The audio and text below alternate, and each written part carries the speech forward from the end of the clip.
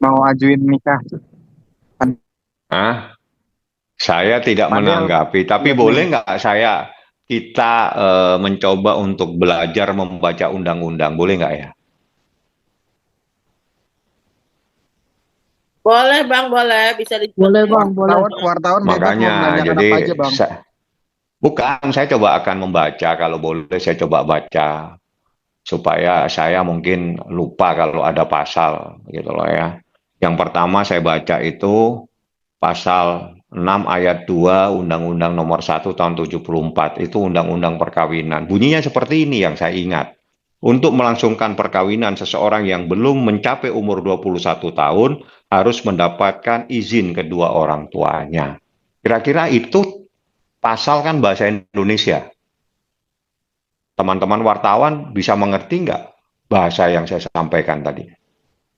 Bisa Bang. Bisa. Artinya apa di dalam pasal tadi? Ya, artinya di saat masih umur 18 tahun eh, bisa menikah tapi dengan persetujuan dari kedua orang tuanya. Bukan 18 tahun ini. Dua, Seseorang yang belum mencapai umur 21 tahun harus mendapatkan izin kedua orang tuanya. iya. Artinya kalau seseorang masih 18 tahun harus mendapatkan izin orang tuanya. Nah, tuh Anda bisa memahami, jadi saya tidak akan menanggapi, saya membaca pasal saja. Bagi saya pasal ini penting supaya difahami oleh semua masyarakat. Jadi di Indonesia itu ada undang-undang perkawinan, ada kompilasi hukum Islam, ada juga undang-undang perlindungan anak, ada juga KUH Perdata. Ini beberapa pasal mengatur tentang anak, tentang seseorang. Jadi di dalam Undang-Undang Perlindungan Anak diatur apa yang dimaksud anak. Anak adalah seseorang yang belum berusia 18 tahun itu dikategorikan anak.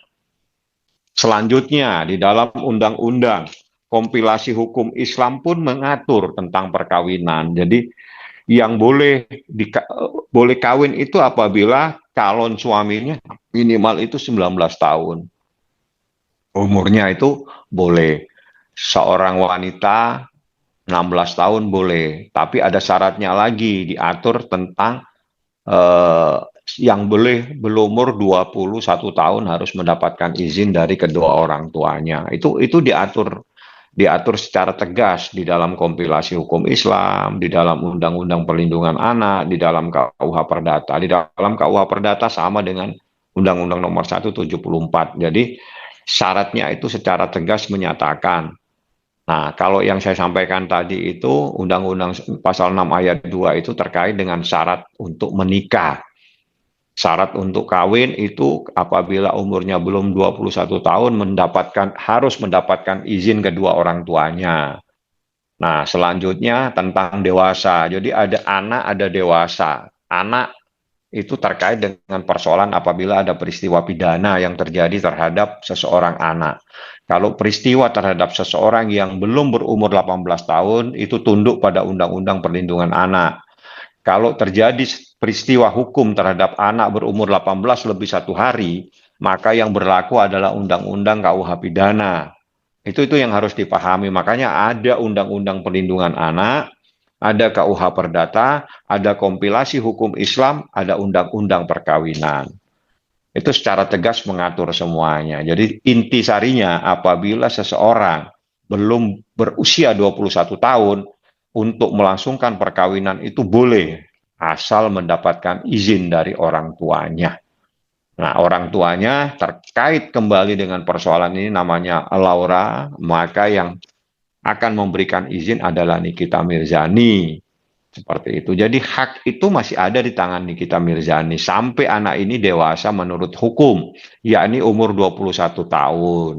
Jadi biar paham semuanya, jangan oh ini repot dengan persoalan 18 tahun. Bukan 18 tahun itu anak 18 lebih 1 tahun, lebih 1 hari lah, itu sudah bukan disebut anak lagi menurut undang-undang. Itu yang harus difahami. Ada yang mau ditanya lagi? Bang, saya mau tanya yang kasus Mail, Bang. Bentar, Bang, Kenapa? berarti apa yang diucapkan oleh Bang Rasman kemarin bahwa Fahmi itu bisa-bisa dia atur-atur aja, itu berarti tidak benar ya Bang? Tidak bisa untuk menikah dengan gampangnya gitu ya Bang? Dan konsekuensi hukumnya apa Bang kalau nekat nikahin? Tidak sah. Dan tidak mungkin bisa nikah menurut hukum. Karena di dalam, kalau umat Islam itu kan syaratnya harus melalui KUA pencatatannya. Jadi pemberitahuan biasanya RT, RW, terus biasanya dari kelurahan, terus ke KUA. Namanya pengantar nikah. Nanti habis itu ada pengantar pindah nikah. Maksudnya pindah nikah itu seorang mempelai laki-laki akan meminta pengantar dari KUA ditujukan kepada KUA di mana mempelai perempuan melangsungkan perkawinan sehingga perkawinan itu bisa dilaksanakan dengan syarat. Harus ada syaratnya lagi. Nah, syaratnya itu harus sesuai dengan undang-undang. Nah, kalau misalnya anak itu belum 21 tahun harus mendapatkan izin orang tuanya. Nah, itu yang harus dipentingin. Jadi kalau dia sudah di atas 21 tahun itu boleh tanpa persetujuan orang tuanya, tapi tetap harus ada walinya karena Islam. Nah, syarat perkawinan yang terpenting menurut hukum Islam itu adalah pertama itu adalah ijab kabul, ada mahar, ada saksi, ada wali. Ada 4 syarat yang harus terpenuhi dan ini merupakan satu kesatuan yang tidak bisa dipisahkan. Kalau salah satu ini tidak ada, maka pernikahannya itu tidak sah menurut hukum Islam. Seperti itu yang harus dipahami. Jadi semuanya harus dipahami. Kalau nggak dipahami repot nanti. Asal bicara saja nanti nggak paham urusannya seperti itu.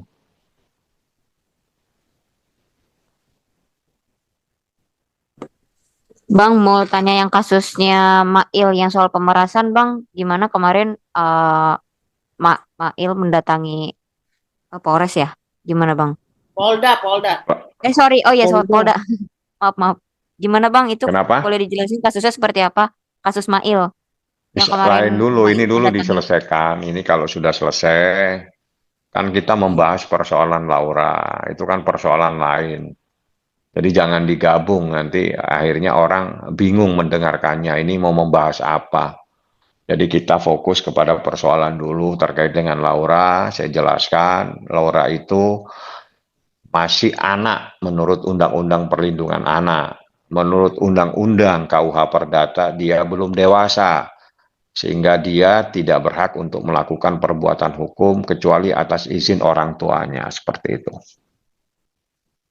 Oke Bang, Tapi benar Bang, apakah benar Bang status Mail saat ini udah tersangka Bang? Dari mana? Jadi biasakan Anda itu kalau mendapatkan informasi, Anda minta buktinya. Nah, kalau tidak ada bukti, gosip. Nah, kalau gosip ditanyakan kepada saya, nanti saya ahli gosip nanti. Nggak baik ya. Hukum itu ada hitam putihnya. Jadi kalau misalnya ada informasi gini, minimal, tolong dong sampaikan, ada nggak penetapannya. Ya, kalau nggak ada kan berarti kan gosip lagi. Ya, kalau gosip terus kita tanggapin kan repot saya. Saya nggak mau nanggapi hal-hal yang tidak pasti. oke Bang, mungkin Artinya kita hanya statusnya minta gimana Bang? keterangan Bang. Kita minta keterangan, penjelasan Bang Fahmi mengenai apakah benar kemarin Mail itu diperiksa atas dasar melakukan pemerasan. Itu seperti apa Bang? Ya kakak. Melakukan pemerasan maksudnya gimana? Ya melakukan ini ya apa namanya dikabarkan gitu loh melakukan pemerasan terhadap salah satu owner. Ini kalimat ini mungkin bisa diperbaiki pertanyaannya. Ada seseorang yang melaporkan dugaan adanya tindak pidana mungkin, ya. Ya, Karena kalau Iya, Bang, pertanyaan betul. Anda Iya, itu, Bang. Iya. pertanyaan itu kan sepertinya ada justifikasi bahwa seseorang telah dihukum melakukan tindak pidana beda. Nah, karena Anda tidak memahami persoalan, tiba-tiba Anda bertanya kepada saya, alangkah baiknya Anda tanya dulu kepada Humas. Ada tidak persoalan terhadap Ismail itu persoalan apa? Setelah itu tanya saya. Gitu loh. Karena pertanyaan itu kan pertanyaan sepertinya sudah ada justifikasi, ada sebuah keputusan. Seseorang telah bersalah melakukan sebuah tindak pidana. Ternyata Anda tidak mengetahui persoalan ini, tapi Anda bertanya. Coba Anda tanya ke humas dulu, ada masalah apa sih sebenarnya? Supaya saat nanti bertanya, saya juga tidak salah menjawab. Dengan pertanyaan tadi, saya bisa salah jawab nantinya. Oke, mungkin kedatangan Mail ke Polda yang ditemani oleh Bang Fahmi dalam rangka apa? Kan bisa dalam rangka memenuhi sesuatu. Bisa juga ada menjadi saksi. Kan itu kan tidak boleh juga kita sampaikan isinya apa. Yang jelas dia memenuhi keterangan sebagai saksi. Saksi dengan peristiwa apa? Itu Anda coba cek ke humas. Ya kan? Karena dia ada juga beberapa juga menjadi saksi atas laporannya Nikita Mirzani dalam perkara yang lain. Seperti itu. Bang, Nah, artinya Abang sebagai kuasa hukum belum bisa memberitahukan ke kami, Bang, kemarin menemani Mail ke Polda ini dalam rangka apa? Nah, dalam rangka dipanggil sebagai saksi, kan sudah saya jelasin tadi. Iya, maksudnya kasus yang mana gitu, Bang? Nah, kasus yang mana ada banyak nih. Kan dia jadi saksi ada beberapa kasus. Nah, makanya. Tapi kan tadi Anda tahu tiba-tiba langsung menjustifikasi seperti ada sesuatu putusan terhadap seseorang. Jadi Ismail Marzuki itu dipanggil sebagai saksi. Ada peristiwa apa? Anda tanya ke humas. Saya kan bukan humasnya Polda. Nanti saya mengambil alih nanti kewenangan humas untuk menyampaikan apa yang terjadi kepada proses yang ada di Polda. Kan nggak baik jadinya saya. Bang, enggak, tapi kan kemarin kan Jadi Mail itu kemarin ditanya kan, jadi Mail saksi itu itu kan dari beberapa kasus. Kalau bukan satu kasus aja berarti Bang. Ada beberapa kasus dia menjadi saksi. Yang ini Anda tanyakan yang tadi malam. Yang tadi malam, Jadi gini yang loh, tadi malam saya maksudnya Bang. jangan sampai saya itu mengambil alih kewenangan humas menyampaikan informasi. Paham ya? Saya sudah sampaikan dia dipanggil sebagai saksi. Terkait dengan peristiwa apa Anda tanya ke humas supaya itu menjadi kewenangan dia untuk menyampaikan. Ketegasannya ada, dia dipanggil sebagai saksi dan dia memberikan keterangan sebagai saksi. Nah, itu aja. enggak, tapi kan kemarin sempat ditanya sama Mail kan, Mail benarkah dikabarkan adanya pemerasan gitu loh ke rekeningnya Mail, terus Mail bilang, oh rekeningnya mana gitu loh. Nah, kasus ini tuh Ya sebenarnya itu tanya ke Mail, jangan ke saya. ya Kan kan abang nanyanya ke Mail penasaran kok. aja bang, lawyer yang Kan aku nggak boleh saya membuka rahasia klien. Apapun yang klien sampaikan itu kan harus tidak boleh disampaikan kalau nggak mendapatkan izin dari klien. Itu kode etik profesi advokat. Dan itu diatur di Undang-Undang Advokat. Jadi nggak boleh sembarangan kita menyampaikan sesuatu. Kecuali Anda tanya langsung ke Ismail. Saya hanya bisa menyampaikan, saya mendampingi dia sebagai saksi. Saksi terkait apa, itu menjadi kewenangan humas. Silakan Anda tanya ke dia. Jadi semua itu ada hak masing-masing, ada kewenangan. Jangan sampai saya mengambil alih kewenangan orang. Jangan sampai Anda bertanya, saya nantinya menjadi lalai menyampaikan sesuatu tanpa izin dari yang punya hak, misalnya klien saya. Jadi itu ada hak imunitas, ada hak diskresi yang melekat kepada seorang advokat, ya. Oke, nah abang sendiri mungkin apa yang bisa abang berikan penjelasan dari eh, kedatangan Ismail Marzuki kemarin itu bang?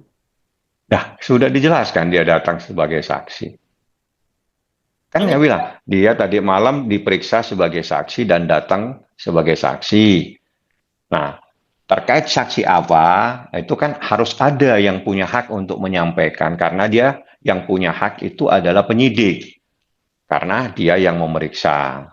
Nah, seperti apa? Penyidik pasti diwakili oleh humas. Saya tanyakan ke mereka terkait dengan persoalan apa. Saya hanya membantu menyampaikan karena saya menandatangani surat, dia dipanggil sebagai saksi. Seperti itu.